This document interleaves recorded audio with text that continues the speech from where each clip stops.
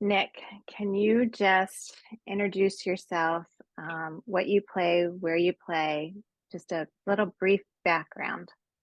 Yeah, so I'm Nick, and I'm from Pennsylvania, and I went to Dallastown Area High School, and which is kind of in like the southeastern part of Pennsylvania, pretty close to Maryland.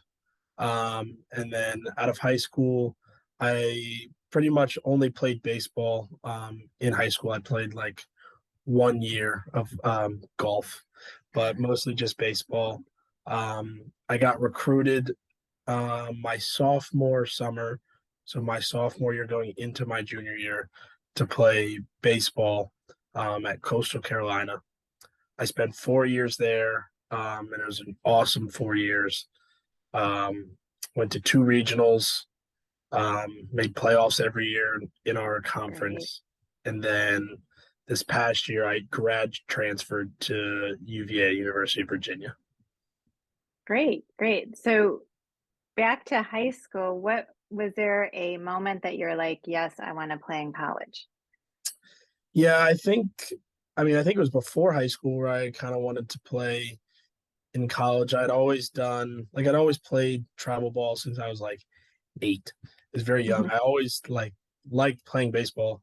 I wasn't very good at I was okay for sure. Like I was definitely a good player, but I didn't get really good until about sophomore year of high school. Like I remember when I was like 12, I was not very good. I was not the best player on the team when I was 12. Um, but I know as like I worked hard and I kept just training and working hard. Um, and I would say about seventh or eighth grade, I thought I could play this in college. And I was pretty optimistic, and I was like, oh, I'll just go play Division I baseball, and happened to work out that way. But I was always very optimistic in what I thought I could do.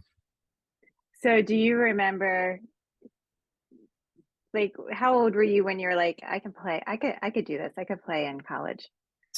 I would say probably about eighth grade, seventh or Eighth eighth grade. grade, I think maybe. Okay, so that's kind of like setting a goal, right? Mhm. Even, I don't know, did you write it down? Did you, or was it just something that Um, you always had in your head? I remember when we were looking at schools and where I'd want to go. I remember saying South Carolina, because that was during the time when they were really good, and I think they won back to back national championships. I was like, that's my dream school. I was like, that's where I want to go. That's awesome. What do you think helped you get recruited as a D1 besides your physical abilities? I think just my work ethic. I mean, Hmm. definitely what I saw out of most every other high school kid that I was around was I definitely personally I feel like I worked harder than they did. I mean, I was working out. I had a trainer in high school. His name was Ron. I mean, I was with him probably 3 or 4 days a week, and then every day I would go hit or throw in the facility. I was really good friends with a guy who owned a baseball facility and had a pitching coach. So I mean, all year long, and I was always playing games in the fall throughout the whole summer. I didn't really take vacations. Really, I kind of just played throughout the whole year. So I kind of contributed to just my work ethic and perseverance of getting out there. Did you feel like you had to, like you said, you didn't go on vacations very much. Like, did you feel like you were sacrificing in order to become the player that you wanted to become? No, because I felt like it was what I wanted to do. I actually would have felt worse going on Right, vacation than I would have staying and playing and training. That's where I feel like most comfortable doing that and being in that setting rather than right, taking time off and doing something else. Now, as I've gotten older, I've realized that time off is valuable, right. and kind of learned to blend it a little bit more. But I always feel a lot more comfortable when I'm doing something and training towards something. Exactly. How about those practices have you had where, because I think you're human, have you had practices where you just didn't want to get up and go? Oh, all the time. I mean, not most of the time, but there's definitely days where you got a couple hard days in a row and you're just like, I just don't want to go today. But I mean, that's part of the grind, and that's what you like the grind. Just showing up and just getting there. Once you get there, you're gonna do what you need to do. It's just making sure you get there, and I think that's the value of like working out like with someone or with a team is that like you're held accountable to show up. Right. Especially if like you have a trainer, like you can't just cancel on them. Like Right. it's a bad look. So when Right. you're forced to like set a time and be somewhere, you're most of the time you're going to be there, even if you don't want to. And once you get there, you'll be fine. Right. Right. Good. Yeah. I mean, I was reading about Michael Phelps and he went to swim every single day for, I think it was 5 years. Yeah. And he goes, there was days I didn't want to go. And it was, he knew that he would get better. Like he had that, like I knew I would be better than others if I kept going. So I talk about in my program, I talk about flow like a pro and getting into that flow state. And I really Yeah. feel like it's the physical preparation plus the mental skills that can help get you to that flow state easier or more often. So, what do you do to prepare? I'm assuming you have a routine before games to prepare you to get into that state. Yeah. I mean, that's something that's always like, it can be very hard to like get into that like state of mind of like, and sometimes it rarely like it happens on occasion without trying, and it's like frustrating because like you know where you want to be, but you can't always like get into the right headspace because there's a whole bunch of things going on. But like for me, my routine would be, so I'm a starting pitcher, and so usually I'd say like in maybe an hour and a half before the game starts, I would do like 10 minutes of like a meditation. I have like an app that I use that just helps you like focus your breathing and like start to like narrow your thoughts. And then I'll go into my stretching and my dynamic warm up. Um, and then my throwing routine and my throwing program. And I think like the biggest change for me last year that I had was like my self talk when I was in game. So like talking to myself and telling myself what to do rather than like what not to do, or just like Yes, being very like positive towards myself.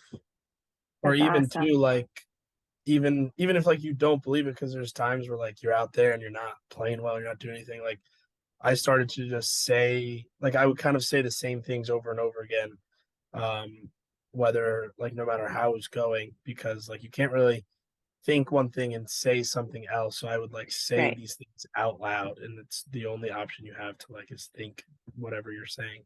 I heard you talk about routines, self talk is really important.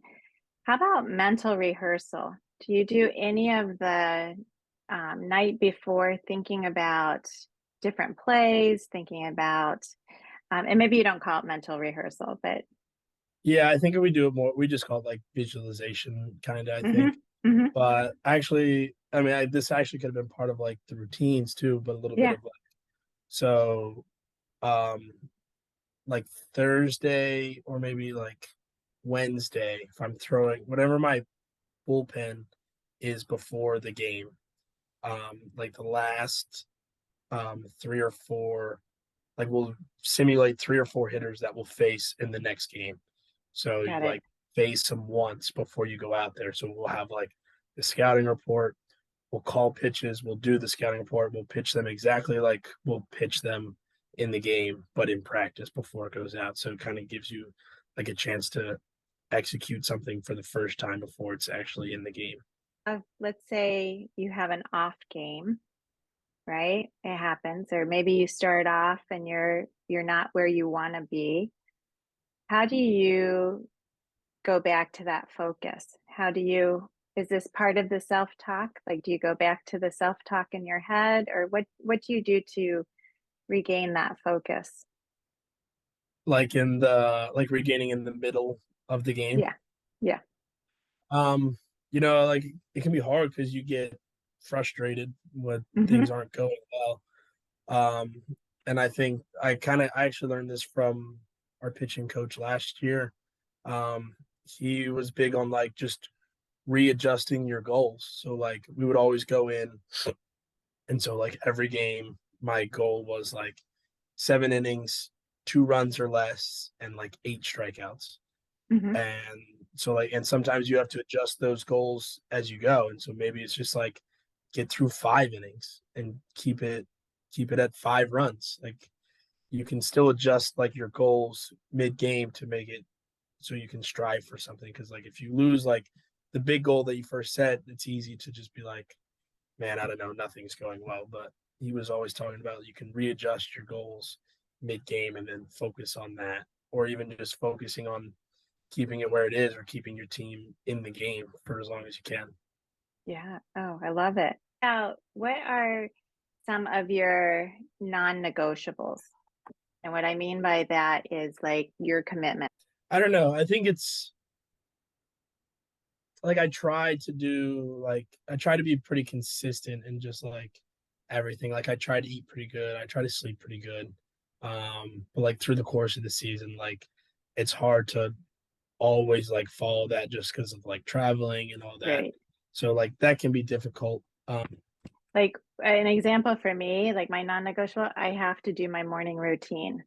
Like Mhm. I like, but like if I have to get up extra half an hour because I know that I have to be somewhere early, I'm doing it because it Right. starts my day. I would say it's probably my pregame routine then. Hmm. Um, like I think that's what gets me in the right like mindset, right? Everything to Perfect. get going. So I would say that's probably a non-negotiable for me is that I have to do everything now like that. But that can also like I'm adjustable, right? Like Right. if I'm crunched for time, like I can change things up in how I do it. But like if I have the time, which most of the time I should, to do my routine, I always will. What advice would you give to a high school athlete who wants to play in college? I think that for like being in high school, especially now with like COVID, but I think the COVID kids are kind of getting out of here finally. Us old guys are getting out of here. Um, I So, think it's to just like, and you should always enjoy like what it is that you're training for. Like, if you're not really, and like, when you're doing something and if like you're enjoying it overall. Now, yes, there's gonna be days and like not every day should be easy or fun. Like it's just not gonna be. But like for the most part, when you go, you should be like excited and having fun at practice or a game and like remembering that it is just a game. Like at the end of the day, you're supposed to be having fun and with the people around you. And that's the other big thing too is like enjoy like your teammates because like at some point in time, like you're not going to be on a team anymore. And right, like hopefully that you do get to go play college sports. And if you do go play college sports, really enjoy the teammates that you have because those are, I mean, that's what I enjoy most about like playing sports is like being around the people that I'm with because it makes even like terrible days a lot better because you can like right, joke about it. You can go talk to them and be like, "Man, how much did today suck?" And you can like right, right, joke about that. And so like I think it's just like having like maintaining perspective as you go through everything and in high school like just enjoy your seasons, enjoy practicing, enjoy the days that practice sucks, like all of those things. right, right. Because also, I think that helps with flow. I think that helps with being in the zone. Like if you're enjoying it, things start to come together and you have a sense of ease. Getting recruited, like Yeah. coaches see guys who are having fun when they're playing, and that makes a difference. Like you don't want to see someone who's real stressed, intense because they're trying Right, to perform because you're going to end up performing worse. So, right, and right. you can't control what other people think of you when you play. Yeah, Like that's some guys are just going to like you, and some guys aren't going to like you for right. whatever reason that may be. So, just go And out and play how you yeah, play for so sure. yeah. Well, awesome. Well, thank you, Nick, so much for taking this time, and I'm so excited to have the student athletes hear about this